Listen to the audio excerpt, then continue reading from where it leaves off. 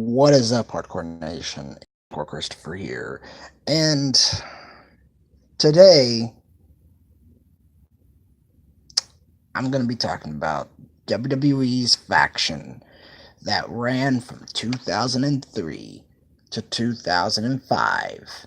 Then we got a later, um, a later return by them at no in 2014 against the Shield. I'm talking about Evolution.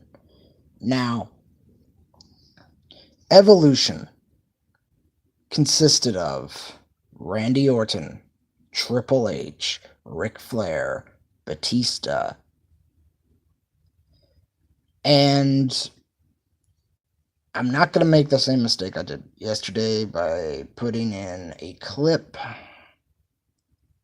of Randy Orton getting kicked out of Evolution, because that's what got me yesterday. And I'm not doing that because I don't want another copyright strike. So, yeah, sorry about that.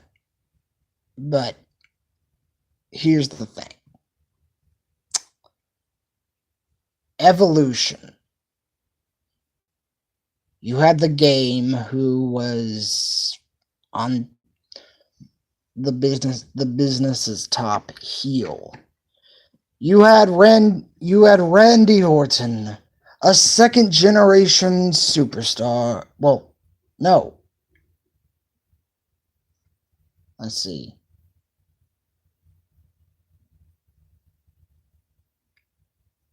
I think Randy's a third generation, because his grandfather, his father, now him, third.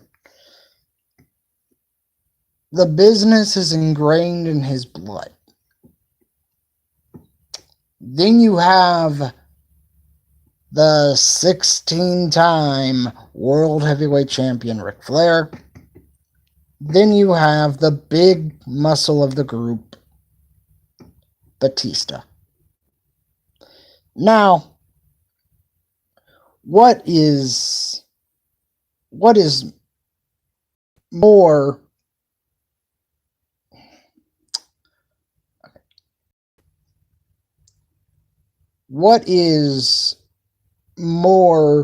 fascinating about Evolution? How it began, when they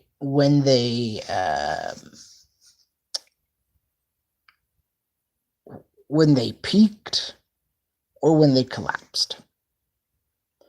Well, let's start.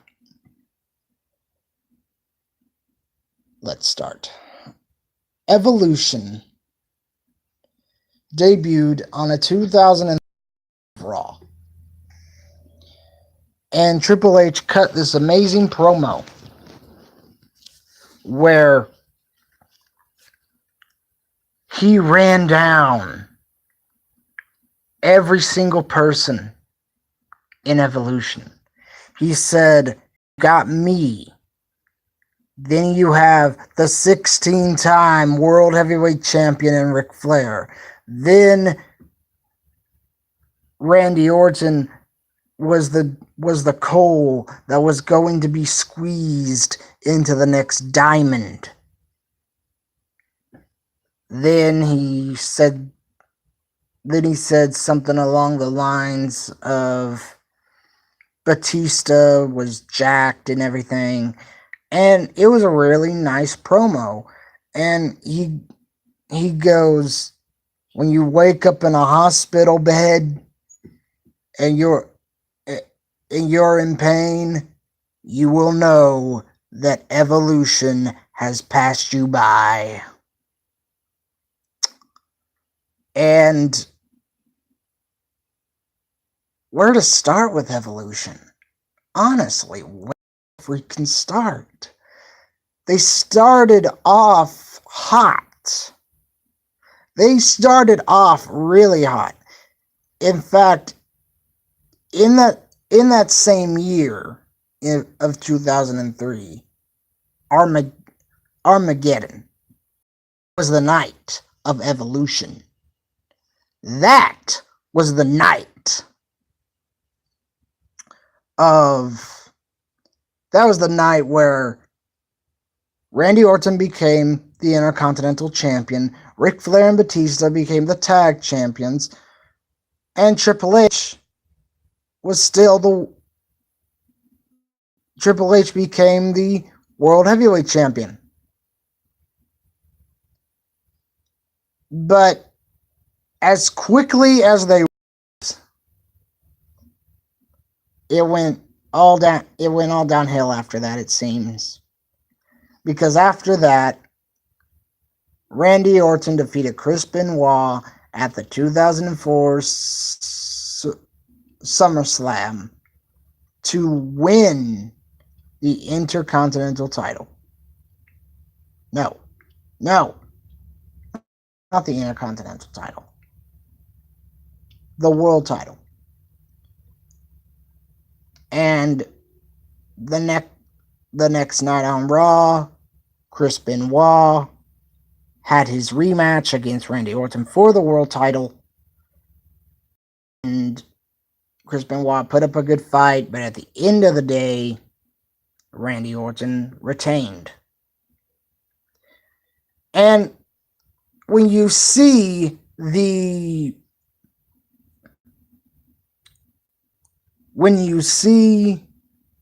Triple H, Randy Orton, Batista, and Ric Flair celebrating, you think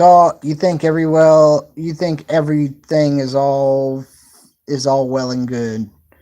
But then you see this. Good job. And this. You're not with us anymore. Dave. Yeah. Electric chair. Punches the Batista bomb. Out. Randy turned face, which it was not.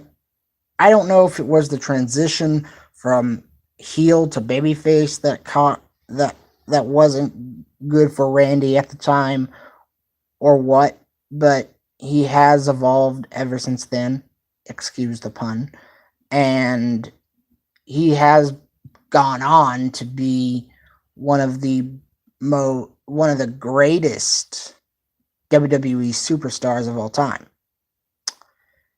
Batista had a feud with The Undertaker, was World Heavyweight Champion, and came back in 2004 to that in a while.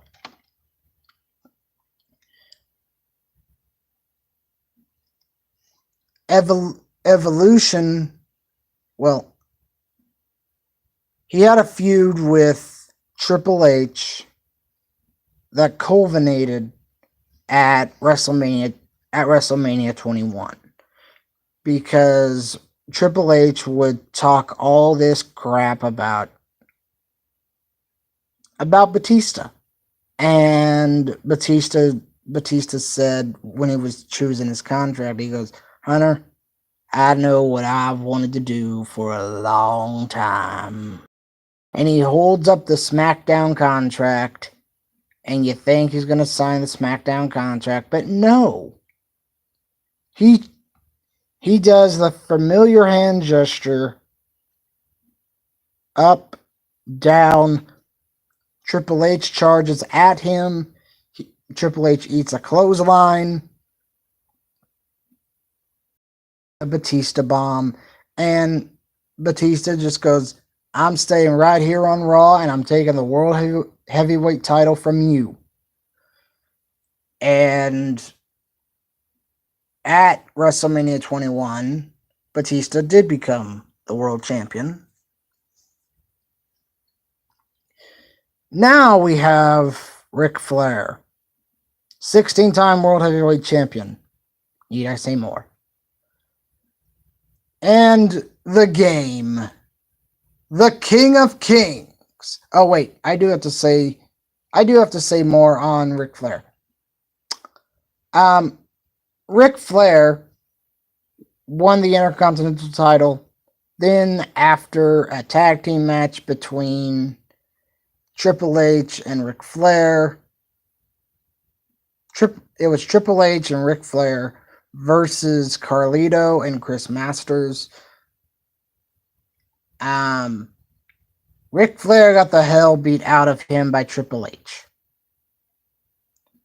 Triple H threw him into a limo and said, "Get that piece of crap out of my building," and proceeded to take said sledgehammer and ram it into a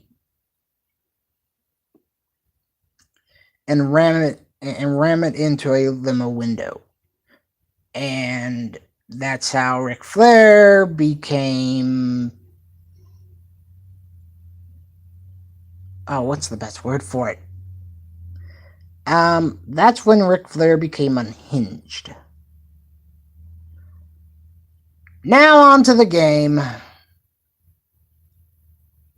There's really nothing I can say besides he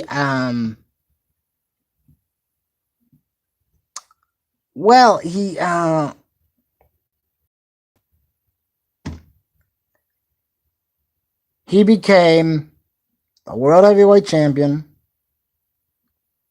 He became the Intercontinental Champion. He held the world title and the title at the very same time, simultaneously. And Evolution was dead by 2005. In fact, the greatest Triple H feud within his time in Evolution was his feud with Shawn Michaels back in 2002.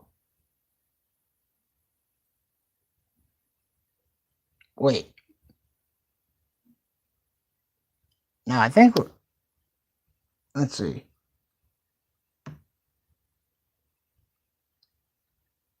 Oh, no, I'm wrong.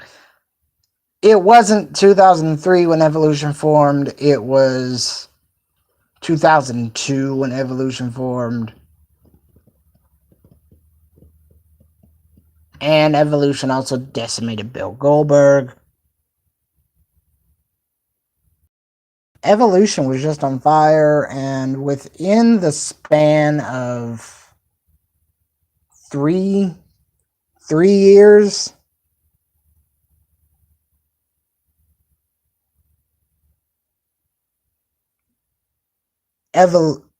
Evolution was gone. Evolution would remain gone until the Shield.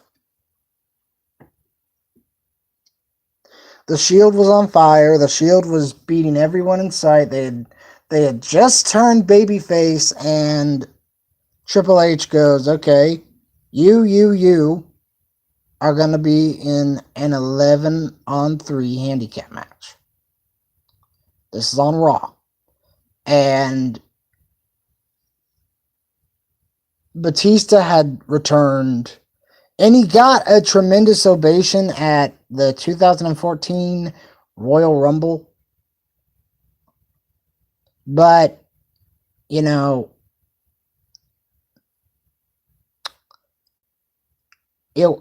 was after that tremendous ovation, that the fans just could not handle Batista. What you may be asking yourself, well, Hardcore Christopher, what do you mean they couldn't handle Batista? I mean, Royal Rumble 2014. Go back and listen to when he comes out. Then listen to his ovation the next night on Raw.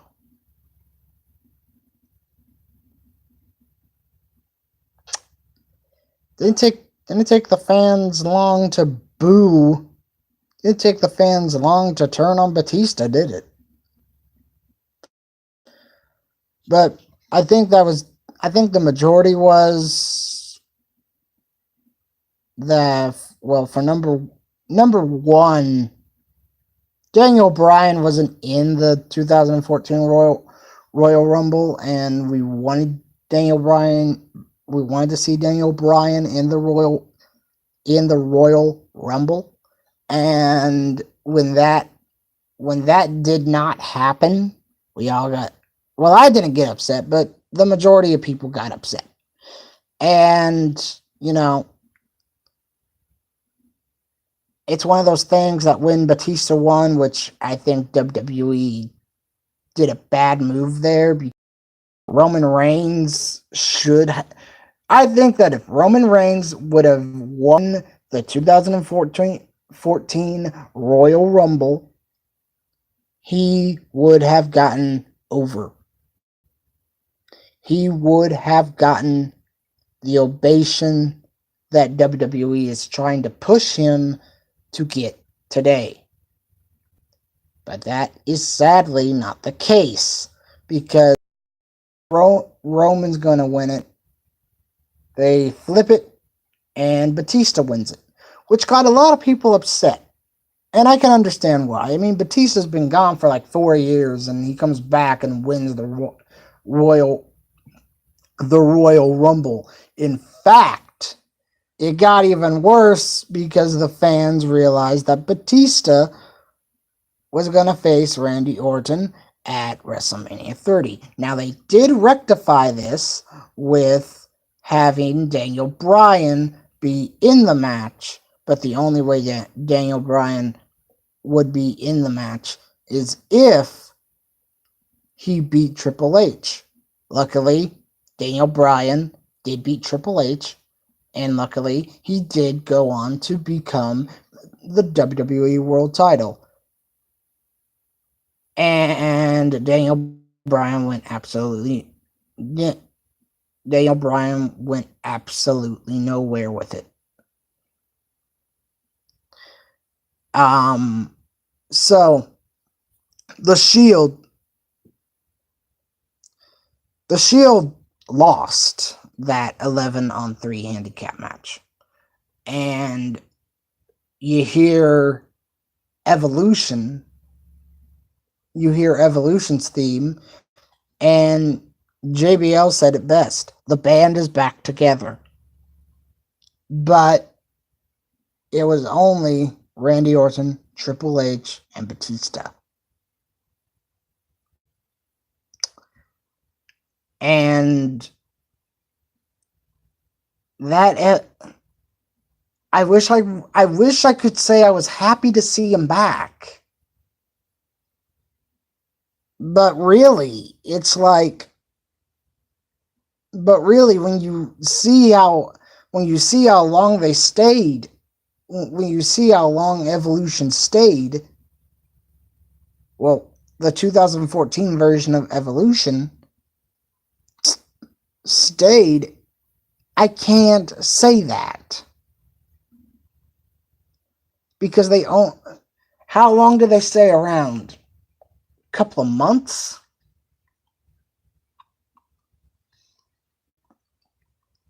And Batista just said, I'm tired of this. I quit. And he left because of creative differences. And it's like, okay. Well, shortly after Batista left, the Shield disbanded because Seth turned heel on Dean and Roman. So the two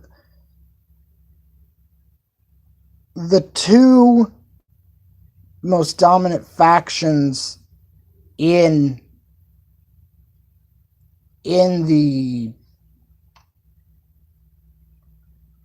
the modern eras of wrestling 2002 was Evolution. 2013.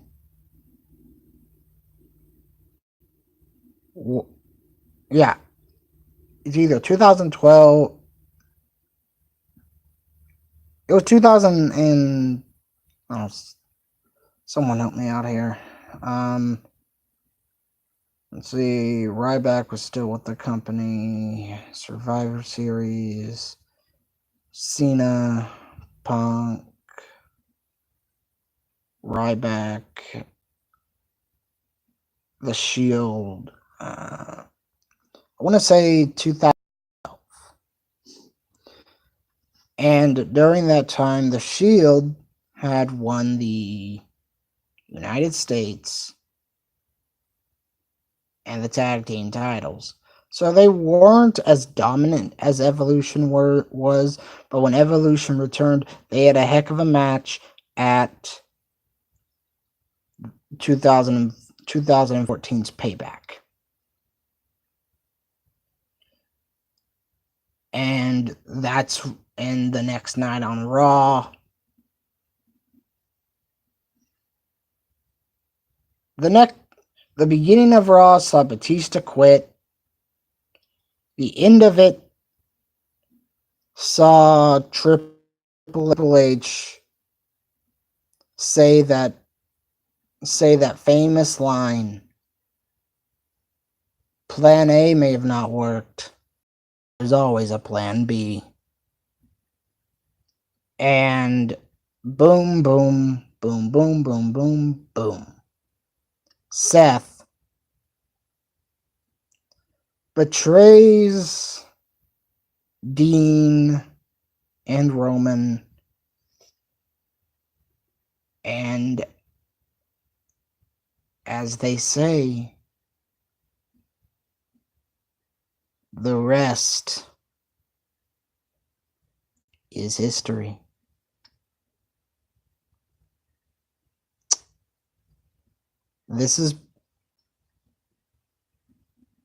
I'm Hardcore Christopher. Keep it hardcore, everyone.